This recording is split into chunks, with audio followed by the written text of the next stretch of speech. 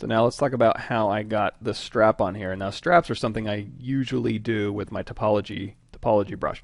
Now, just like the curve brush, if I try and use a topology brush on anything with subdivisions, it'll yell at me. So I either have to find a subtool that doesn't have subdivisions I can just use temporarily, or I can temporarily delete my subdivisions like this. I can go delete lower, use it, and then reconstruct later my subdivisions back. So however you want to do that. I'm going to select this rubber seal, go to BTO for topology brush, and now I can use a topology brush to snap to anything that's visible. And this doesn't have subdivision, so it's not going to yell at me.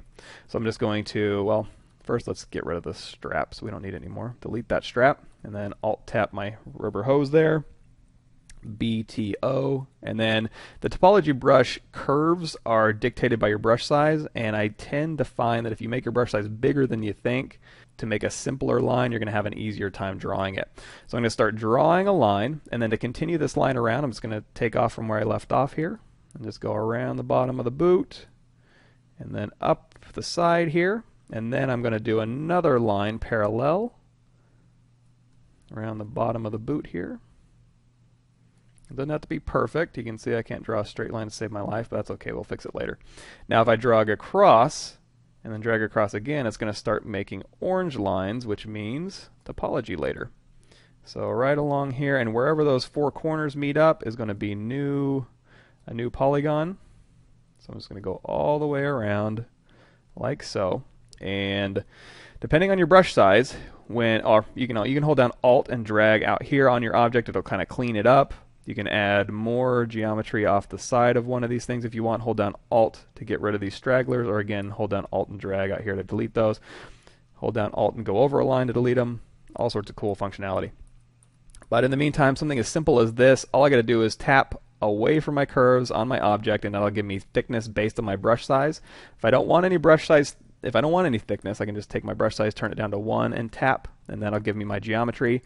Now this geometry is with my rubber hose geometry, so if I go into solo mode here, you're going to see that the hose is masked. My new topology isn't.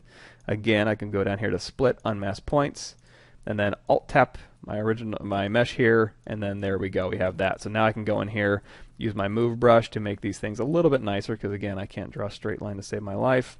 And then if that's nice enough, I can go in my Z modeler brush, Q mesh. Let's do polygroup all, or all polygons if you want, and then pull that out. Just to make sure, I'm going to go down here to my display properties, turn off double, don't need to flip them, that's fine. And now you can move these into place. Now, these are already creased under crease polygroup here, so we've talked about this before. Underneath geometry, crease, you can do a crease PG, or uncrease PG, but crease PG, that'll crease your polygroups. You can hit D to turn on your dynamic subdivs. You're going to see, oh, I wish that top part was creased. Hit Shift D, and in this case, let's go ahead and just use our select lasso, go into solo mode, and I'm just going to select the tops of these, and Control Shift and isolate those top corners here, and then if you just hit crease, it'll crease any open border edges on visibility, and now when you hit D, it'll go ahead and keep those nice and creased. So, however you want to do it. 10,000 ways to skin a cat, especially in ZBrush. And then kind of move those into place. So now we have straps.